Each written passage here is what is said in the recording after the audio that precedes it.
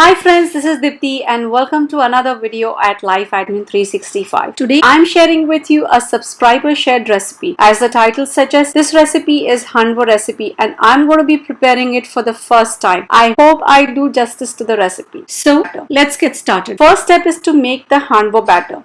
Here I have rice and 4 different types of dals. I'm using basmati rice because that's the rice I use in my home, but any short grain rice will do as well. I am using 1 cup of rice.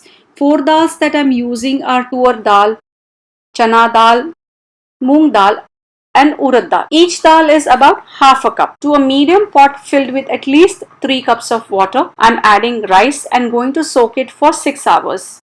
To another large pot filled with at least 5 cups of water, I'm adding all the dals and going to soak them for 6 hours as well.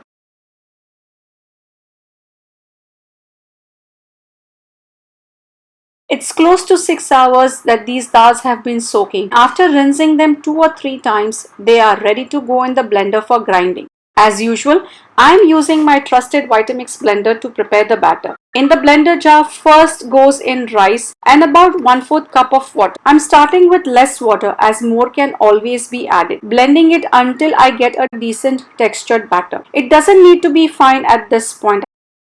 In the same blender jar, I am adding first 1/3 portion of the soaked dals, blending it along with rice batter for a minute or so. Then goes in the second 1/3 portion of dal and another 1/4 cup of warm water, blending for another minute or so. The batter is starting to thicken up. And then goes in the last 1/3 portion of dal. I'm adding warm water as and when needed to assist with the blending process. Transferring the batter from the jar to the pot. Take a look at this batter. It looks like I have a perfect blend of rice and dal. Not super fine but not grainy either. I think it's just right, but we have to wait and see how everything turns up in the end. The next step is to ferment it overnight or at least 8 hours. Last time I was recommended by a subscriber to add salt to assist with fermentation. So I'm taking that tip and adding about 1.5 teaspoons of salt and mixing it well with the batter, covering it up and keeping it for fermenting for overnight. But most likely I think it's going to be close to 20 hours as I can process this batter only after I come back from school. Let's take a look at this batter.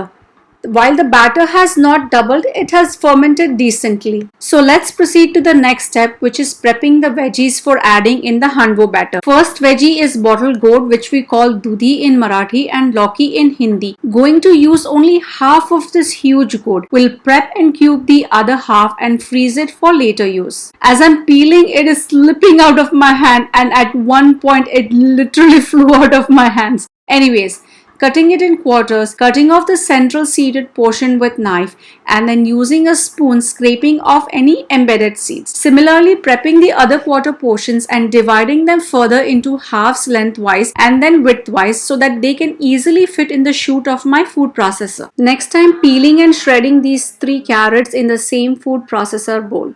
Then placing the shredded dudhi and carrots in a strainer lined with kitchen towel and adding a teaspoon of salt. Rubbing salt in the veggie shreds and keeping them aside. In goes half a cup of kasuri methi. Initially my plan was to use fresh methi leaves, but at the last minute I decided to add kasuri methi instead. I wanted to use fresh methi leaves for making methi parathas. Keeping them aside for about 5 minutes or just until I prep the other things needed for the next few steps. The first thing to do now is to prepare tempering or tadka. Heat 4 tablespoons of oil in tadka pan. When oil is hot enough, add 1 tablespoon of mustard seeds. When mustard seeds sputter completely, turn off the heat and move this pan away from heat. Let the tadka cool for a couple minutes. When it's cool enough, add 1/4 teaspoon of asafoetida or hing and 2 teaspoons of sesame seeds. Tadka is now ready. It's been about 4 or 5 minutes and I'm gently squeezing out water from these veggies and transferring them to a bowl. I'm not going to remove all of the water, just enough so that the batter does not become runny. Looks like I have about 1.5 cups of veggies in total. The next step is to flavor the Hanvo batter.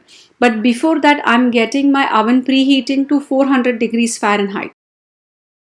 And then oiling my 13 by 11 inch baking pan. Preheating takes about 6 to 7 minutes, in which time I'm going to flavor the batter. I'm adding 1/4 teaspoon of turmeric, 2 teaspoons of freshly grated ginger, 8 to 10 finely chopped green chilies, 1 teaspoon of dhania jeera powder, 1 tablespoon of ground roasted peanuts, 1 teaspoon of sugar, and about 1.5 cups of these shredded veggies. Mixing everything well to get a uniformly flavored batter.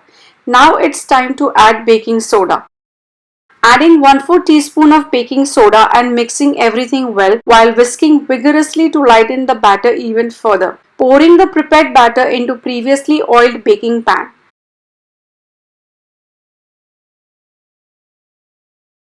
Pouring tadka all over the batter in the pan and spreading it as uniformly as possible.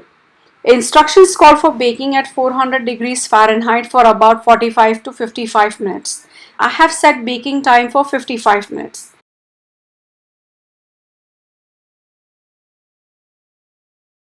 While hanvo is baking, I'm going to do two things. Prepare methi paratha dough and prep the remaining dudhi for freezing.